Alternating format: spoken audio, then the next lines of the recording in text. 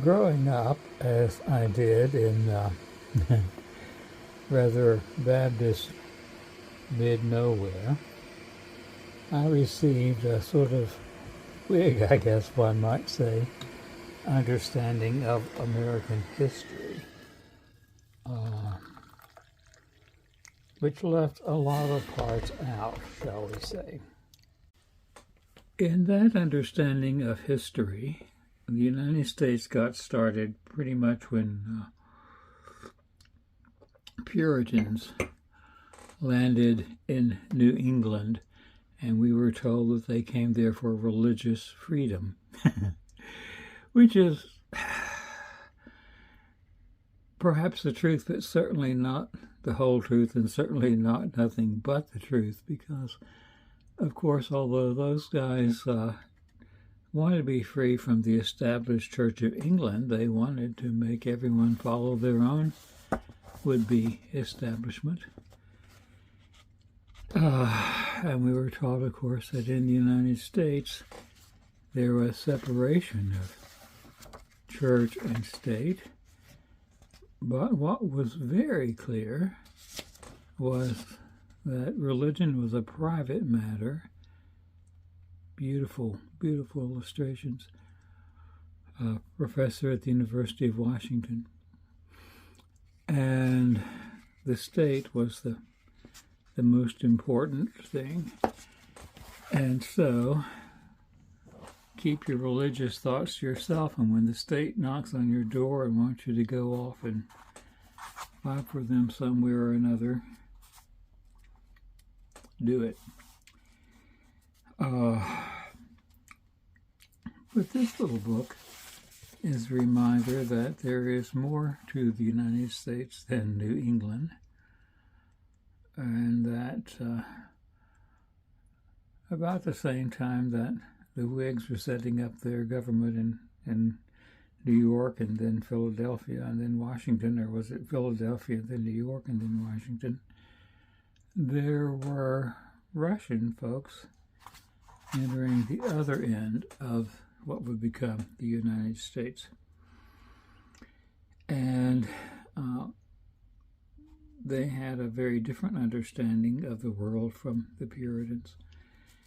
I was delighted to find this little book. It's been around for a while, but I just found it lately because it's about one of my personal favorite saints, a saint who has, I think, been helping me all along, although I am, as I often say, a slow learner.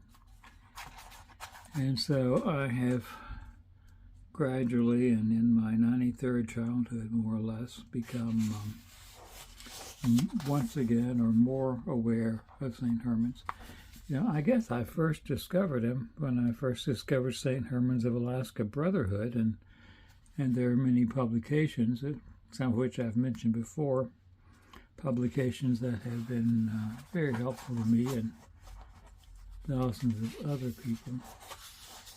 And so they, St. Herman's Monastery, St. Herman's of Alaska Press, have reprinted this little life of Father Herman, written by F.A. Golder. Now, Golder had the good fortune to go to the Lam Monastery, which is on the Russian-Finnish border north of St. Petersburg, in 1914, when the Lam had not been taken over by the Bolsheviks.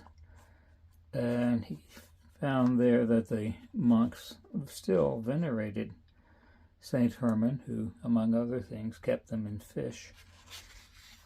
And he collected their stories and made it into this little book.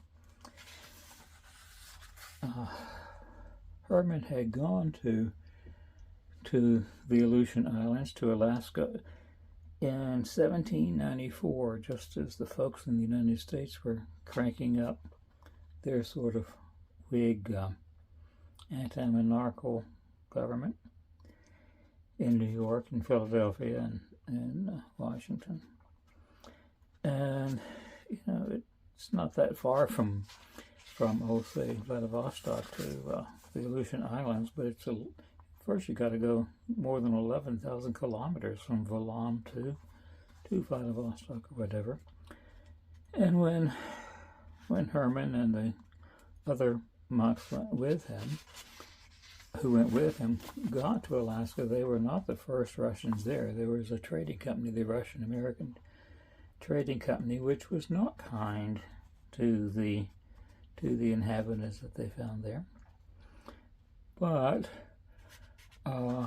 surprisingly enough, the inhabitants there flocked to Herman and his companions because they treated them very differently from the trading company, which of course caused conflict between Herman and his companions and the trading company. Herman, among other things, offered the native Aleutics, I think they were called, protection of the Russian government, which was not honored by the trading company, but which was about all that he could do in that sense. And he went amongst them, healing the sick and taking in orphans who were often orphaned by the work of the Russian-American Trading Company.